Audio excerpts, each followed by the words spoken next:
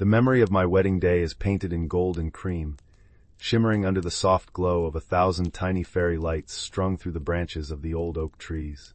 I can still feel the delicate weight of the chantilly lace on my shoulders, the way the silk of my dress whispered against the polished floorboards of the reception hall. The air was thick and sweet with the scent of late summer roses and the buttery aroma of the wedding cake waiting to be cut. Every sound was a note in a perfect symphony, the gentle clinking of champagne flutes, the low murmur of happy conversation, and the distant, romantic strains of a string quartet playing somewhere out on the lawn.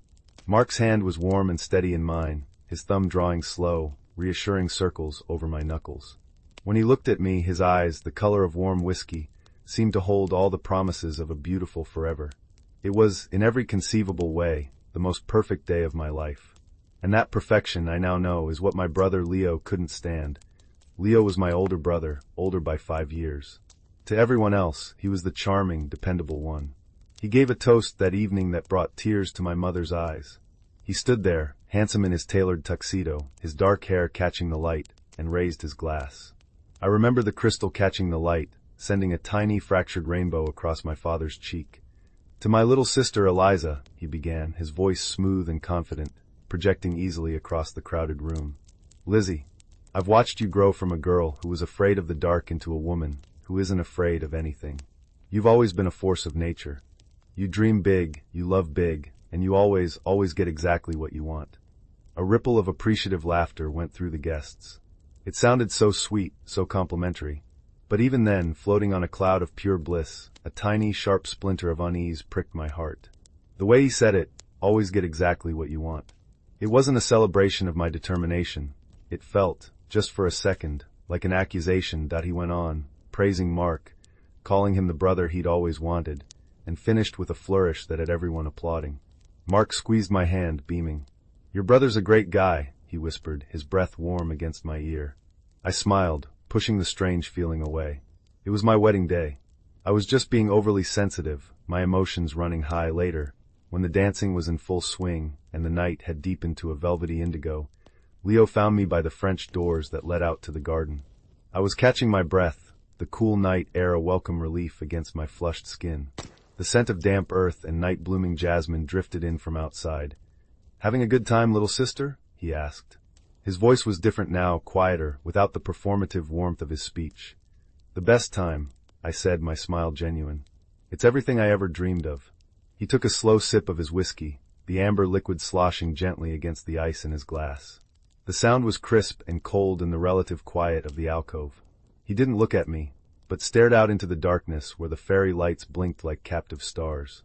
"It is perfect, isn't it?" he said, his tone flat. "The perfect dress, the perfect venue, the perfect husband." "Leo, are you okay?"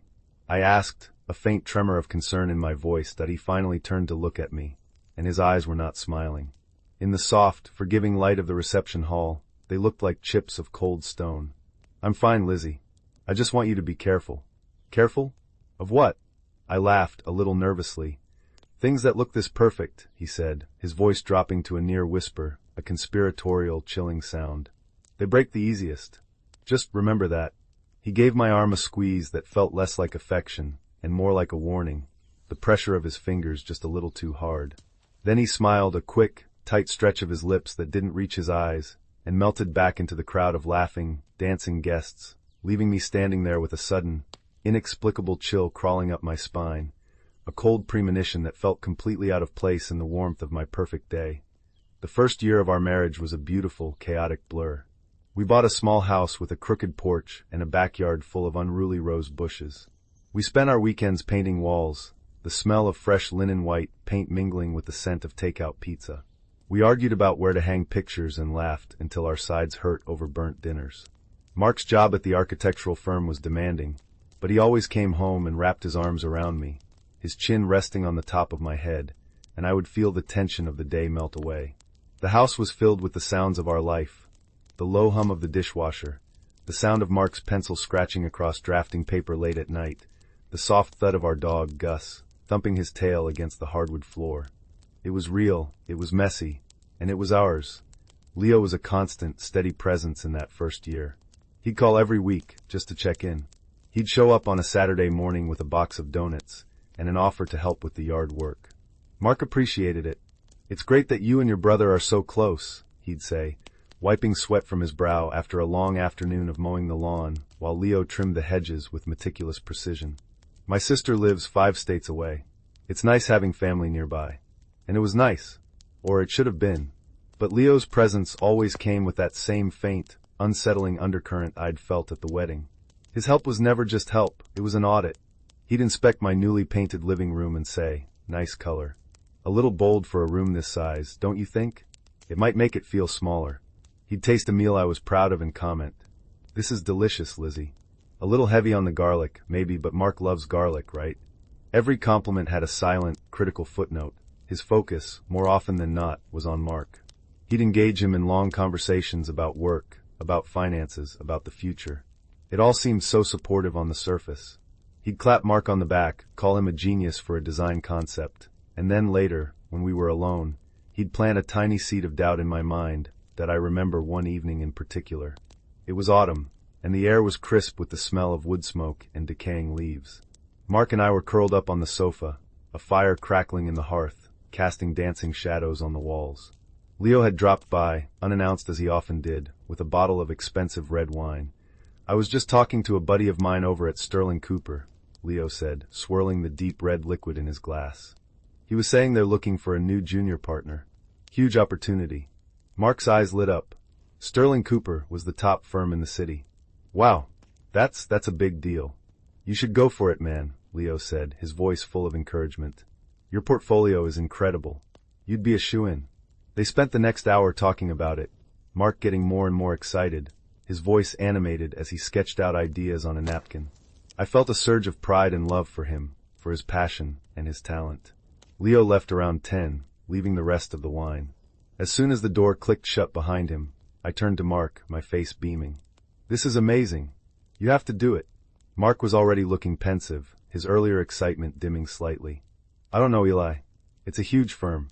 A lot of pressure. I'm happy where I am." Later that week, I was on the phone with Leo, telling him about a funny thing Gus had done. Casually, he steered the conversation back to Mark's career. "I hope I didn't push him too hard on that Sterling Cooper thing," he said, his voice laced with manufactured concern. "It's just, I see so much potential in him, and I worry his current firm is holding him back. He's comfortable there, but comfort is the enemy of greatness, you know?" "He does seem happy where he is," I said, defending my husband.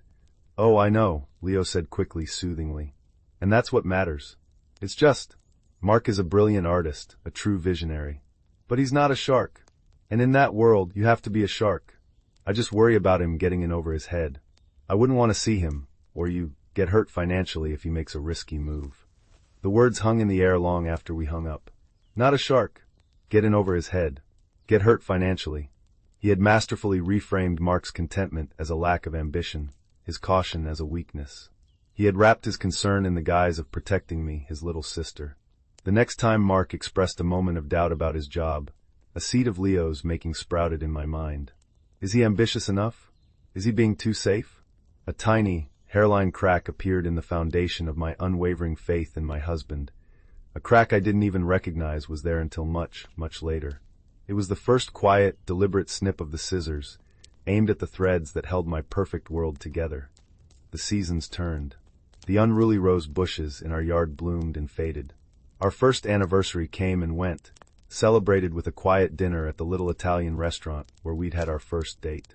The memory of Leo's wedding night warning had long since faded into the background, a strange, dissonant note from a day that was otherwise perfect. The small cracks he'd been chiseling away at were still invisible to me, hidden beneath the daily routines of love and life. I didn't see the pattern. I didn't see the architect. The first real test came in the form of a renovation project. We had saved up for months, a little over $15,000, to remodel our cramped, outdated kitchen. Mark had spent weeks on the design, his drafting table covered in sketches and blueprints. His eyes would shine as he described it to me, custom-built cabinetry, a farmhouse sink, a butcher block island where we could sit and have coffee in the mornings. It was his passion project, a way to pour his talent into the home we were building together. Leo, of course, had opinions. He came over for dinner the night Mark unveiled the final plans. I had made lasagna, and the rich, savory scent of tomato and basil filled the warm air of our soon-to-be-demolished kitchen. Mark laid the large blue and white prints across the dining room table. "So, what do you think?" he asked Leo, his voice boyish with excitement.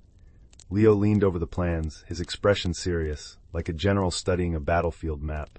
He hummed thoughtfully for a long time, tracing the lines with his finger. "It's ambitious, Mark. Really beautiful work." He paused, and I felt my stomach tighten. I knew the but was coming. "But are you sure you want to take out this wall? It looks like a load-bearing wall to me. That could get complicated. And expensive." "I checked the original blueprints," Mark said, his confidence wavering slightly. "I'm 99% sure it's not load-bearing."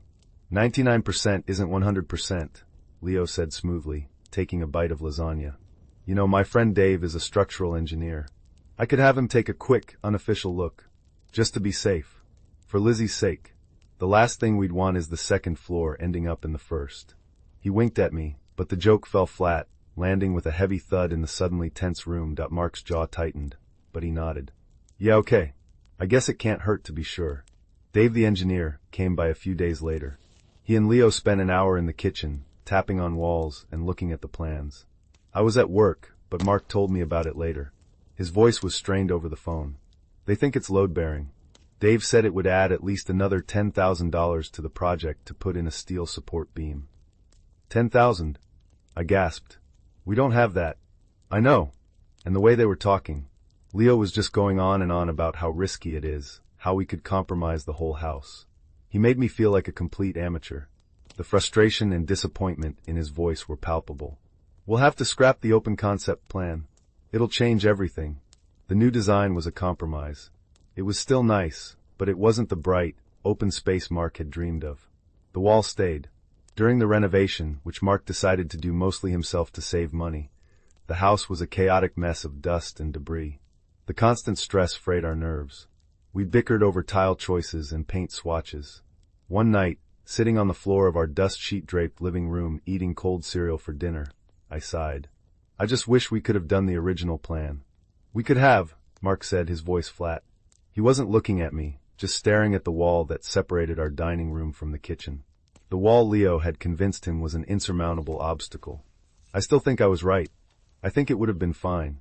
"But Leo's friend is an engineer," I said, defending my brother without even thinking about it. "He knows what he's talking about. Leo was just looking out for us." Mark looked at me then, and his eyes were full of a hurt I didn't understand. Was he Eli? Or does he just need to be the smartest guy in the room all the time? It was our first real fight, the first one that left a residue of cold silence in its wake. We went to bed that night on opposite sides of the mattress, a vast, empty space between us. I lay awake for hours, the scent of sawdust sharp in my nostrils, replaying the conversation. Mark's words echoed in my head. Does he just need to be the smartest guy in the room? For the first time, I allowed myself to question Leo's motives. I thought back to his constant, subtle critiques, his backhanded compliments. But the idea was too monstrous to hold on to. He was my brother. He loved me. He was just protective. I pushed the doubt away, rolled over, and pretended to be asleep. But I couldn't shake the feeling that the wall in our kitchen wasn't the only one that had just been reinforced. The kitchen renovation fiasco left a subtle but permanent scar. Mark never spoke of it again, but he stopped sharing his work with Leo. A quiet coolness settled between them, a civil but distant politeness that replaced their former easy camaraderie. I found myself in the middle, a reluctant bridge between the two most important men in my life. I'd relay messages, make excuses for why Mark was too busy to come to Sunday dinner, and fend off Leo's concerned questions about Mark's moodiness. "He seems really stressed lately," Leo would say, his voice dripping with sympathy as we sat in our parents' kitchen, the familiar smell of Mom's pot roast filling the air. "Is everything okay with you guys?" "We're fine, Leo. The renovation was just a lot of work," I'd reply, my voice a little too sharp. "Of course," he'd say, raising his hands in a gesture of surrender. "I'm just worried about you. You seem on edge." He was a master at turning my defensiveness into proof that he was right, that there was a problem he, and only he, could see. He was positioning himself not as the cause of the friction, but as my sole confidant and protector against it. His next campaign was more insidious, more personal. It began with the introduction of a woman named Clara. She was a new colleague of Leo's, a graphic designer at his marketing firm. He started bringing her to family gatherings. She was undeniably stunning, tall and willowy, with a cascade of fiery red hair and a laugh that could turn heads from across the room. And she was, from the very first moment, utterly captivated by Mark. The first time they met was at our parents' 4th of July barbecue. The air was hazy with heat and smelled of grilled hot dogs and citronella. Mark was manning the grill, a stupid kiss the cook, apron tied around his waist, looking relaxed and happy for the first time in weeks. Leo brought Clara over to introduce her. Mark, this is my brilliant colleague Clara. Clara, this is my brother-in-law Mark, the architectural genius I was telling you about. Clara extended a slender, graceful hand. It's such a pleasure to finally meet you, she said, her green eyes sparkling. Leo has shown me some of your work. It's absolutely breathtaking. That lakeside cabin design. I'm obsessed. Mark, who was usually a little shy around new people, visibly brightened. Oh, thanks. That was just a personal project. You should be getting commissions from a major magazine, she gushed. Your sense of light and space is just wow. They spent the next 20 minutes talking, standing close together by the smoking grill. I watched them from the porch, a plastic cup of lemonade sweating in my hand. I saw the way she touched his arm when she laughed, the way she tilted her head, her full attention fixed on him. And I saw the way Mark, starved for the professional validation he'd felt cheated of during the renovation, soaked it up. A bitter, unfamiliar feeling coiled in my gut. It was ugly and sharp, and I recognized it instantly, jealousy. Later, Leo sidled up next to me. Looks like Clara's a fan of your husband, he said, nudging me with his elbow. Can't blame her. The guy's talented. And handsome. You're a lucky woman, Lizzie. It sounded like a compliment, but it felt like he was holding up a mirror to my own sudden, shameful insecurity. He had brought this woman here, this beautiful, intelligent woman who so obviously admired my husband, and now he was pointing out my reaction to it. This became a recurring theme. Leo would organize after-work drinks and, coincidentally, invite both Mark and Clara. He'd suggest we all go to a gallery opening, knowing Clara would be there and would gravitate toward Mark to discuss the art. He'd text me things like, ran into Mark and Clara grabbing coffee near their offices today. So funny. Small world. Each text, each engineered encounter, was a small, steady drip of poison into the heart of my marriage that I started to feel a constant, low-level anxiety. I'd check Mark's phone when he was in the shower, my heart pounding in my chest, my fingers slick with sweat. I'd scroll through his texts, looking for her name, my stomach churning with a mixture of guilt and dread. I never found anything. Not a single inappropriate message. But the absence of evidence didn't reassure me. It just made me feel more paranoid, as if they were being clever, hiding something. The arguments started. They were quiet and venomous, usually late at night when the rest of the world was asleep. Why do you have to see her so often? I'd ask, my voice tight. It's like Leo is constantly throwing you two together. What am I supposed to do, Eli? He'd shoot back, his face etched with frustration. Be rude to your brother's friend? She's nice.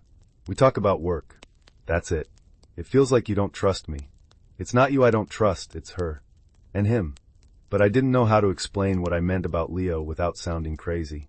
How do you explain a feeling? A pattern of subtle manipulations that, in isolation, looked like nothing at all.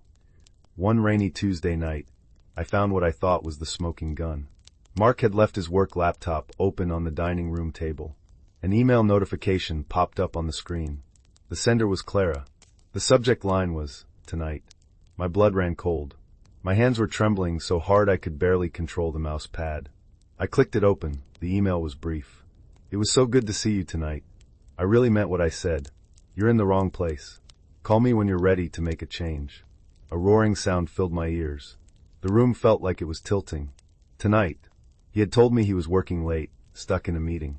He'd been with her, and she was trying to poach him from his firm, trying to get him to come work with her and Leo. The betrayal felt absolute. It wasn't just an emotional affair, it was a conspiracy. They were planning a future, a new job, a new life, behind my back that I didn't wait for him to come home. I packed a bag, my movements jerky and uncoordinated, tears streaming down my face, blurring my vision. I scribbled a note. I know about you and Clara. And the job. How could you? And left it on his pillow. I drove to the one place I thought I would be safe. I drove to my brother's house. Leo's apartment was on the 12th floor of a sleek, modern building downtown. The view from his window was a sprawling panorama of city lights, a cold and glittering expanse that seemed to go on forever. The air inside was cool and still, smelling faintly of expensive cologne and polished wood. It was the complete opposite of my warm, chaotic, lived-in home. It felt sterile, controlled. He opened the door, and his face immediately flooded with a carefully crafted expression of alarm and concern. "Lizzie? What's wrong? You're soaked." He pulled me inside, his hands gentle on my trembling shoulders, and wrapped me in a thick, plush blanket that felt like it was absorbing all the warmth from my body. "It's Mark," I choked out, collapsing onto his minimalist leather sofa. The tears I had been holding back during the drive came in a fresh, gut-wrenching wave. He's been lying to me. With Clara." Leo sat beside me, pulling me into a hug. He felt solid and steady, an anchor in the storm that was ripping my life apart. He let me cry for a long time, just rubbing my back and making soft, shushing noises. He didn't press for details. He just let me pour it all out, the late nights, the constant texts, the way she looked at him, and finally the email. When I was finished, my voice was a raw, broken whisper.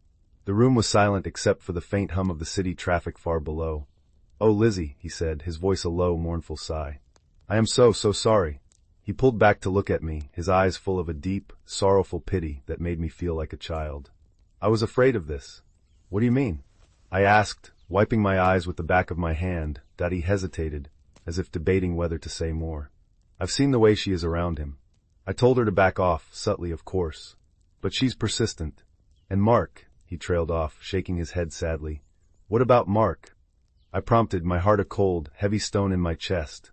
"He's a good man, Lizzie." "He is. But he's also susceptible to flattery. Clara represents everything he thinks he wants. A job at a top-tier firm, recognition, glamour. I think he's gotten swept up in it. I don't think he ever meant to hurt you." Every word was a validation of my worst fears. He wasn't just confirming the affair. He was giving me the motivation, the backstory, making it all make a terrible, logical sense. Mark wasn't evil, just weak. Clara wasn't just a homewrecker. She was a symbol of a life he craved more than the one he had with me. Leo was packaging my husband's betrayal into a neat, digestible narrative of ambition and temptation. "What do I do?" I whispered, feeling completely lost. "You stay here," he said firmly. "You take some time for yourself. You need to be away from him, to think clearly. Let me handle him." "Handle him?" "I'll call him. I'll tell him you're safe, but that you need space. I'll be the bad guy. That's what big brothers are for, right?" He gave me a weak, reassuring smile.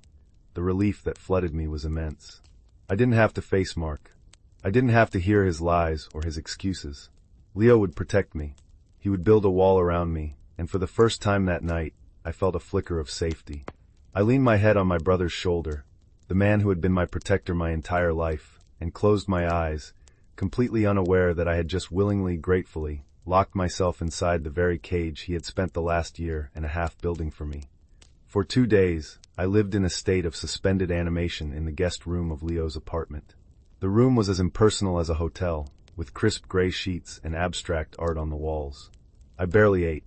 I stared out the window at the relentless motion of the city below, feeling utterly disconnected from it, as if I were watching a movie of someone else's life. My phone buzzed constantly with calls and texts from Mark. I ignored them, my stomach twisting into a tight knot every time his name lit up the screen. Leo told me it was for the best. "He needs to understand the consequences of his actions," he said, his voice firm and righteous. "You can't just let him talk his way out of this." Leo took care of everything. He brought me tea and toast, which I left untouched. He sat with me, not pushing me to talk, just being a quiet, supportive presence. He told me he'd spoken to Mark. "He's a mess," Leo reported, a hint of satisfaction in his tone. "He's denying everything, of course. Says it's all a big misunderstanding about a job offer." He shook his head in disgust. "The classic cheater's excuse. He's trying to make you think you're crazy for misinterpreting it. Gaslighting." The word hung in the air. Leo was telling me that Mark was trying to manipulate me, to twist reality until I doubted my own sanity. And because I was so broken, so steeped in the narrative Leo had so carefully constructed, I believed him. Every frantic, pleading text from Mark now seemed like a desperate attempt at manipulation. "Eli, please, you've got it all wrong. It's not what you think. Clara is trying to recruit me for her new company. That's all." His words seemed pathetic, flimsy against the concrete certainty of my brother's version of events. On the 3rd day, my mom called. Her voice was taut with worry. "Eliza, what is going on?" "Mark just called me. He's beside himself. He said you left and you won't talk to him." "I'm at Leo's." I said, my voice flat and lifeless. I'm okay. What happened, honey? I took a shaky breath and recited the story as I now understood it. Mark's been seeing someone from Leo's work. A woman named Clara. I found an email. He lied to me. There was a long silence on the other end of the line. I could hear the faint sound of her breathing. When she finally spoke, her voice was strange. Eliza, are you sure about that? That doesn't sound like Mark at all. Mom, I saw the proof. Leo's seen it too, the way they are together. He tried to warn me. The words tasted like ash in my mouth. Leo did, she repeated, her tone unreadable. Honey, I think you need to come home.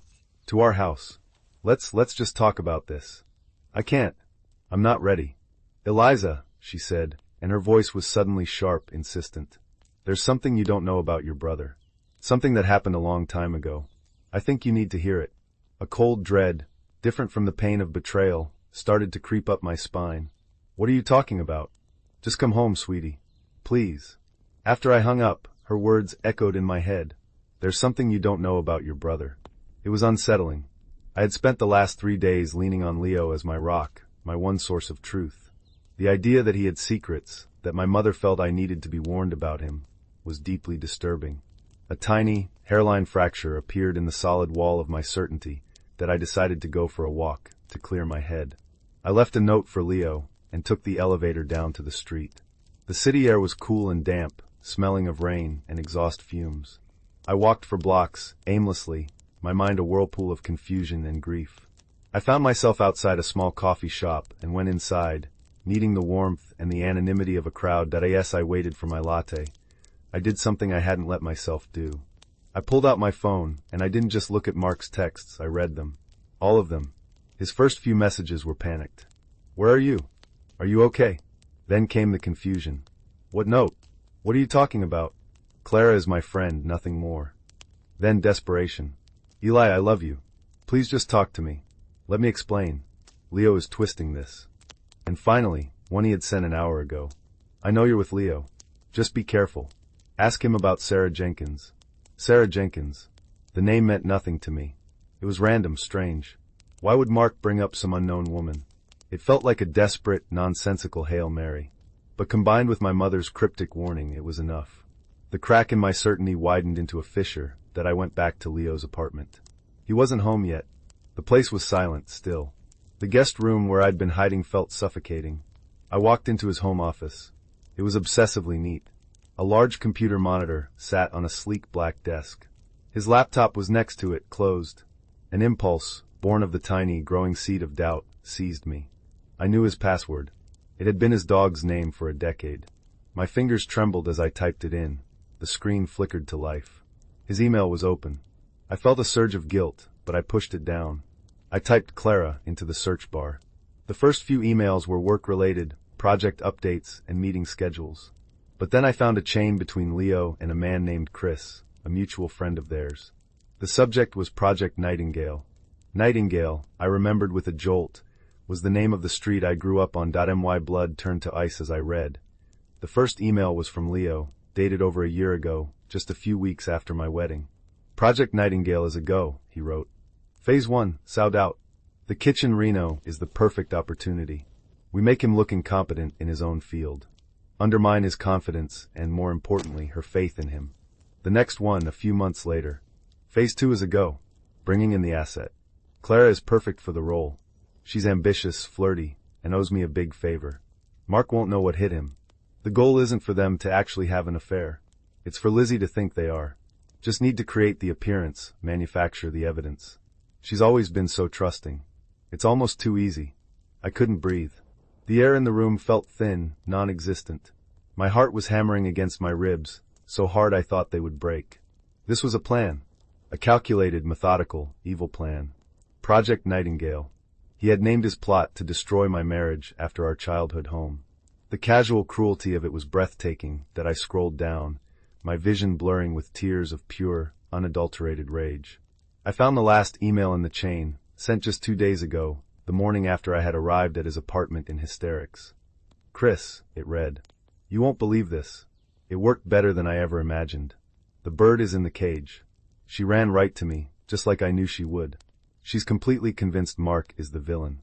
It's perfect. She'll file for divorce within the month, and he'll be so broken he'll probably leave town. And then, finally, she'll see who has always been there for her, who has always known what's best.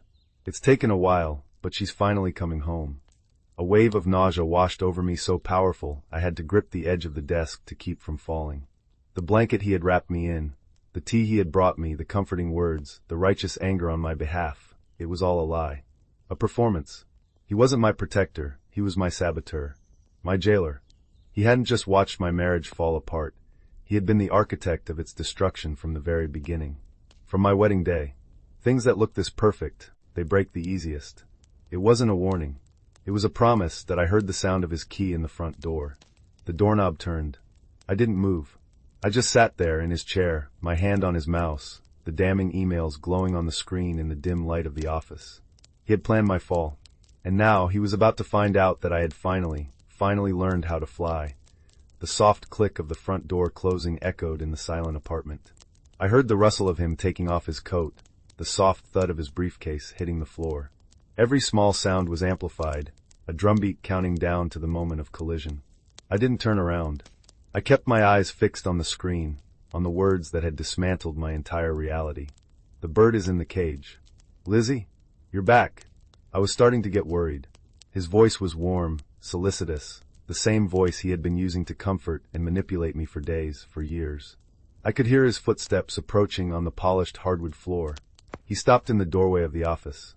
I could feel his presence behind me, a cold shadow falling over me. There was a long moment of absolute silence. I knew he was looking over my shoulder. I knew he was seeing what I was seeing. The air in the room grew thick, heavy, charged with the energy of his discovery. The silence stretched, and I could hear the exact moment his breathing hitched, the tiny, sharp intake of air as he realized the game was over. Lizzie, he said, and his voice was completely different. The warmth was gone, replaced by a brittle, defensive edge. What are you doing? You shouldn't be on my computer. I slowly, deliberately, turned in the chair to face him. I let him see my face. I let him see the devastation, the fury, the utter contempt in my eyes. My tears were gone, burned away by a rage so pure and hot it felt like it was remaking me from the inside out. Project Nightingale, I said, my voice quiet, but as sharp and deadly as a shard of glass. You named it after our street, our home. How poetic of you, Leo. He flinched, a barely perceptible recoil. The mask of the concerned older brother dissolved, and for the first time, I saw the man underneath. He looked smaller somehow, less powerful, just a bitter, resentful man caught in his own web of lies. I don't know what you're talking about, he said, his eyes darting around the room, anywhere but at me. Don't you? I pushed the chair back and stood up, my legs surprisingly steady. Let me refresh your memory. Phase 1. Make Mark look incompetent. The kitchen renovation. You and your engineer friend. How much did you pay him to lie, Leo? To crush my husband's confidence and plant the first seed of doubt between us. His face was pale. You're being hysterical. You're twisting things. Am I? I took a step closer, and he involuntarily took a step back. Phase 2, bring in the asset. Clara. Did she enjoy her role? Was she good at it? Flirting with my husband, making him feel seen and admired, all while you were whispering poison in my ear about how he was going to leave me for her. My voice rose with every word, the carefully controlled quiet shattering. You engineered every single moment of my misery. Every fight. Every sleepless night. Every tear I cried. That was you. You did that to me. I did it for you, he suddenly shouted, his voice cracking. The sudden volume was shocking in the pristine quiet of his apartment. Don't you see? He was changing you, making you weak, content. You were meant for more than that pathetic little house, and that second-rate architect who was happy to just tread water for the rest of his life. You know nothing about him. I screamed back, pointing a trembling finger at his chest. You know nothing about our life or our love. You just couldn't stand it. You couldn't stand to see me happy, could you? Happy with someone else. Happy in a life that you weren't the center of. The ugly, twisted truth of it all finally poured out of him, his face contorted with a jealousy so old and deep it was almost pitiable. Happy? You call that happy? You were always Dad's favorite. Mom's perfect little girl. You got the easy road, the praise, the effortless success. I had to fight for every scrap of approval, and you just smiled and it all fell into your lap. And then you got him. The perfect, adoring husband. I just wanted to see you fail, just once. I wanted you to need me. I wanted you to finally see that I was the only one who ever truly looked out for you. The confession hung in the air between us, raw and pathetic. He hadn't done it to protect me. He had done it to possess me, to break me down so he could rebuild me in his own image, making me dependent on him, my savior. The scope of his delusion was staggering. Just then, my phone buzzed in my pocket. I pulled it out. It was a text from Mark. "My love, I am outside his building. Your mom called me. She told me everything. I am not leaving without you." I looked up from the phone, back at my brother, who was watching me with a desperate, wild look in his eyes. He saw the shift in me, the final hardening of my resolve. "Who is Sarah Jenkins?" I asked, my voice cold and steady. The color drained completely from his face. He looked like he'd been struck. "How do you know that name?" he whispered. "Mark told me to ask you about her. Mom told me there was something I didn't know about you. I'm guessing it's the same thing." Leo sank onto the edge of his sofa, as if his legs could no longer support him. He stared at his hands. "She was my girlfriend. In college," he said, his voice barely audible. "She broke up with me. She said I was suffocating, controlling. I couldn't accept it, so I told everyone she had cheated on me. I ruined her reputation. I made all our mutual friends choose a side. They all chose me, of course. I was the good guy, the victim." He looked up at me, his eyes hollow. "Mom found out the truth a year later. She never looked at me the same way again. It was all there. The pattern. The playbook. He had done this before. He had destroyed another person's life and happiness simply because he couldn't have them. I wasn't the first victim of his twisted love. That I took a deep breath, the clean, sterile air of his apartment feeling toxic in my lungs. "You are not my brother," I said, the words falling like stones into the silence. "Not anymore. I don't know who you are, but you are a stranger to me." I walked past him toward the front door. He didn't try to stop me. As I reached for the handle, he spoke one last time, his voice a broken plea. "Lizzie, wait. Where are you going?" I paused, my back to him, and said, "I'm going home." I opened the door and walked out, closing it firmly behind me, shutting him in with the ruins of his own making. I didn't look back. As I stepped into the hallway, I felt the immense, crushing weight of his betrayal begin to lift, replaced by the first, fragile tendrils of freedom. I was a bird who had not only been let out of her cage, but had finally realized the cage itself was an illusion. And my husband, the man I loved, the man who had been telling me the truth all along, was waiting downstairs to help me learn how to fly again. The elevator ride down felt like a slow, deliberate descent from a nightmare back into the real world. When the doors slid open to the lobby, I saw him immediately. Mark was standing by the glass entrance, his shoulders slumped, his face pale and etched with worry. He was staring out at the rain-slicked street, but his gaze was distant, lost. The moment he saw me, his entire posture changed. Relief washed over his features, so powerful it was like watching the sun break through storm clouds that he rushed toward me, and I met him halfway. He didn't say a word. He just wrapped his arms around me, pulling me against his chest so tightly it felt like he was trying to fuse us back together. I buried my face in his jacket, inhaling the familiar, comforting scent of him, a mix of his soap, the rainy air, and something that was just uniquely Mark. It smelled like home. I started to cry, but these were different tears. They weren't tears of grief or rage, but of profound, bone-deep relief. "I'm so sorry," I sobbed into his shoulder. "I'm so sorry, Mark. I should have trusted you. I should have believed you." "Shoo, it's okay," he whispered, his voice thick with emotion as he stroked my hair. "It's not your fault. He's your brother. How could you have known? He fooled everyone." We stood there for a long time, holding each other in the brightly lit, impersonal lobby, a silent island in the quiet bustle of people coming and going. Eventually, he gently pulled back, his hands cupping my face, his thumbs wiping away my tears. His eyes searched mine, and in their warm depths, I didn't see anger or blame. I only saw a deep, profound love and a pain that mirrored my own. "Let's go home," he said softly. The drive back to our little house with the crooked porch was quiet. The rhythmic swoosh of the windshield wipers was the only sound for miles. We didn't need to talk yet. There would be time for that, I knew. There would be long nights of difficult conversations, of rebuilding the trust that my brother had so meticulously shattered.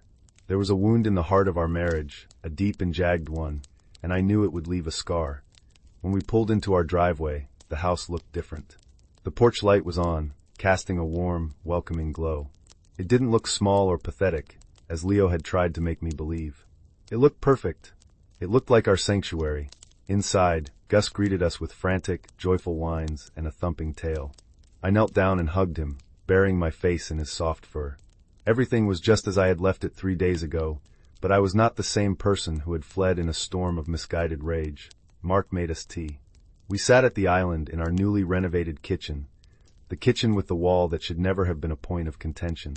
I looked at that wall, the symbol of Leo's first major victory in his campaign against us, and I felt a fresh wave of anger. But it was a clean anger now, not the messy, confused emotion I'd felt before. It was focused. "My mom called me," Mark said, breaking the silence. He was staring into his mug, his hands wrapped around it for warmth. "She told me about Leo and Sarah Jenkins. She said she and your dad have been worried about his possessiveness of you for years, but they never knew how to talk about it. They were afraid of pushing him away, of making things worse. She said she is so sorry she didn't warn you sooner." I thought of my parents, of the difficult position they were in, of the guilt they must be feeling. This wasn't just my tragedy. It was a sickness that had fractured our entire family. "What are we going to do?" I asked, my voice small. Mark reached across the island and took my hand. His touch was warm, steady. "First," he said, his gaze meeting mine, "you and I are going to talk. About everything. We're going to be brutally honest about how this has affected us, about the trust issues, about the hurt. And we're going to work through it. Together. If you're willing." "I am," I whispered, my heart aching with love for this man, for his strength and his grace. "More than anything." "Good," he said, a small, tired smile touching his lips. "And as for Leo, that's up to you. But in my opinion, he needs help. And he needs to be cut out of our lives, at least for a very long time. Maybe forever." Forever. The word sounded so final, so cold. To imagine a life without the brother I had grown up with, the brother I had adored for so long, was a profound and painful thought. But the man I had adored was a phantom, an illusion he had created. The real Leo was a stranger, a poison. And to heal, you have to remove the poison that in the weeks that followed, a quiet, painful reckoning took place. There was a family meeting at my parents' house. Leo was there. He looked gaunt, haunted. He tried to apologize, but his words were hollow, full of self-pity and excuses. He still couldn't seem to grasp the true depth of his cruelty. He saw the project as a mistake, not as a fundamental expression of a dark and twisted part of his soul. My father, a man I had rarely seen cry, told Leo he was no longer welcome in their home until he sought serious, professional psychological help. My mother just looked at him with an expression of deep, bottomless sorrow. I said nothing. I just sat beside Mark, his hand resting on my knee, a silent, united front. There was nothing left for me to say to Leo. The healing process for Mark and me was slow and not always linear. We went to therapy. We learned to communicate on a deeper, more honest level. I had to learn to trust my own instincts again, to stop second-guessing my perceptions of reality. Mark had to learn to trust that I saw him, the real him, and that I would choose him and us over anyone else's influence. Some days were easy, filled with the old, comfortable laughter. Other days were hard. A shadow of the betrayal would fall over us, and the silence in the house would feel heavy again. But we never let the silence linger. We learned to talk through the shadows, to hold each other until they passed. About a year later, on a bright, crisp autumn afternoon, Mark took me for a drive. He didn't tell me where we were going. We drove out of the city, into the countryside where the trees were ablaze in fiery shades of red and gold. He finally pulled up to a plot of land overlooking a serene, glassy lake. "What is this place?" I asked. He smiled and took my hand, leading me to the center of the clearing. "This," he said, his eyes shining with a familiar passion I hadn't seen in a long time, "is where I'm going to build our new home." He pulled a roll of blueprints from the back of the car. He unrolled them on the hood. It was the design for a lakeside cabin, the one Clara had gushed about so long ago. A house filled with light and space, with huge windows looking out over the water. A house with no unnecessary walls. "A client saw my portfolio," he explained, his voice full of a quiet pride. "The one you always encouraged me to put together. He commissioned 2 projects. We can afford this now. We can build our dream, Eli. For real this time." I looked from the blueprints to his face, and I saw the man I had first fallen in love with. The dreamer. The artist. The visionary. The man my brother had tried and failed to break. Tears welled in my eyes, but this time they were tears of pure, unadulterated joy. He had found his way back to himself. We had found our way back to each other. Our old life was gone, burned away by my brother's jealousy. But here, in this beautiful, empty space, we were being given the chance to build a new one. A stronger one. One built not on a foundation of perceived perfection, but on the hard-won, beautiful, and unbreakable reality of our love. It would be a house with no room for secrets, no space for doubt. It would be a house where we were safe. A house where we were finally truly home.